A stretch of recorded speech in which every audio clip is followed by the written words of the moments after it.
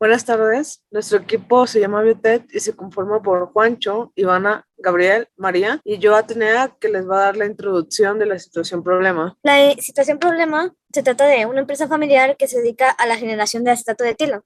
Este químico es reconocido principalmente por industrias aromatizantes, ya sea por perfumes, esmaltes, pintura, etcétera. Ellos buscan aumentar el rendimiento del acetato de etilo, optimizar estos parámetros que afectan su producción, y para ello una propuesta que ellos tienen es eliminar la cantidad de agua producida. Bueno, sobre la producción de acetato de etilo, conocemos aquí su fórmula química y algunas características es que se trata de un líquido que carece de color, tiene un aroma frutal y por eso mismo se aprovecha en industrias como perfumes, tinturas, etcétera.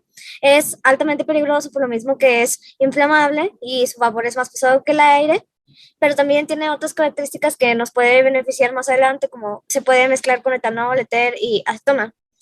Sobre los usos que se les da, sobre todo en las industrias, es que este sirve como solvente, saborizante sintético, por lo mismo que tiene aroma frutal, los perfumes, como ya había mencionado, la industria del color, pinturas, barnices, tinturas, etcétera.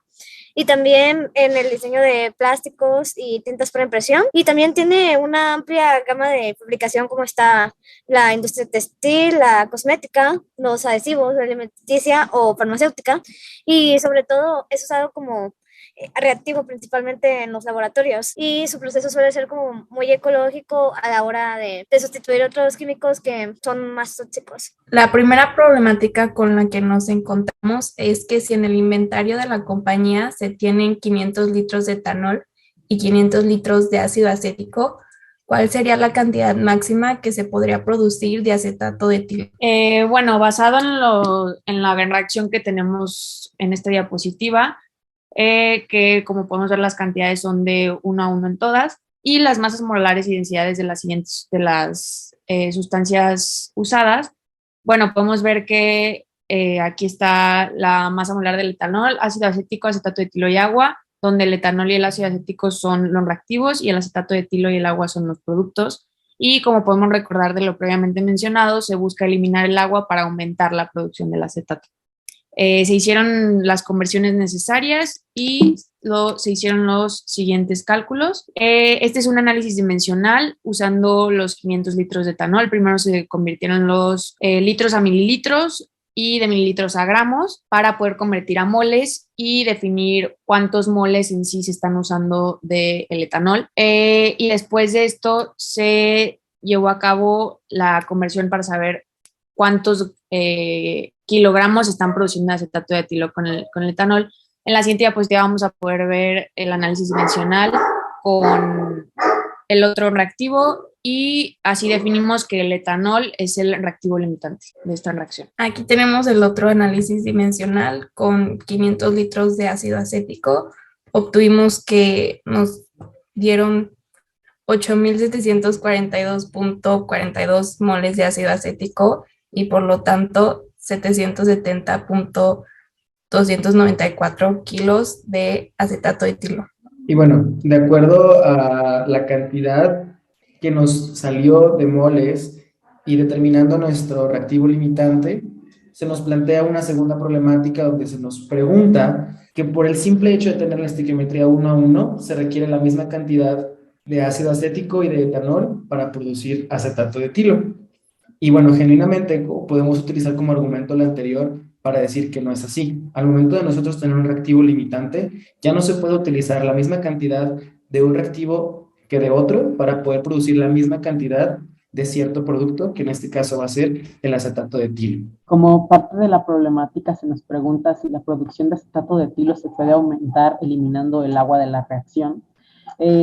Podemos concluir que sí aumentaría la producción de acetato de etilo al quitar el agua. Gracias al principio de Le Chatelier podemos explicar que para poder mantener el equilibrio en la reacción, el quitar el agua provocaría un aumento de acetato de etilo, gracias a que tenemos una reacción y una ecuación homogénea. Ya que vimos que sí se podía aumentar la producción de acetato de etilo al quitar el agua, una de las propuestas para poder quitar el agua de la reacción es la destilación extractiva. Esta consiste en utilizar un agente de extracción que comprende polietilenglicol y dipropilenglicol, diletilenglicol o trietilenglicol. que sirven para generar polímeros de baja densidad a partir de otros polímeros. Mediante este proceso se podría separar y evaporar el agua. Y bueno, por último, se nos plantea la idea de favorecer la producción del acetato de etilo mediante otras metodologías. Y sí, genuinamente se puede, por el simple hecho de que son líquidos puros y una ecuación homogénea. Es posible modificar una de sus variables, que es la temperatura. De esta manera se van a modificar las presiones de vapor y a su vez va a cambiar el estado de la materia, lo que nos permite modificar diferentes aspectos como el volumen o también las concentraciones de lo que vienen siendo los reactivos y los productos. Bueno, acerca del control de reacciones químicas, para ver si aumentando la temperatura aumentamos también la producción de acetato de etilo, primero que nada, teníamos que descubrir la entalpía de formación de cada compuesto, en estado líquido en el caso del agua, pero también depende en qué estado se encontraban los demás. En este caso contábamos con que tres compuestos estaban en estado líquido, mientras que uno estaba en estado acuoso, y dependiendo del estado, era diferente su entalpía de formación.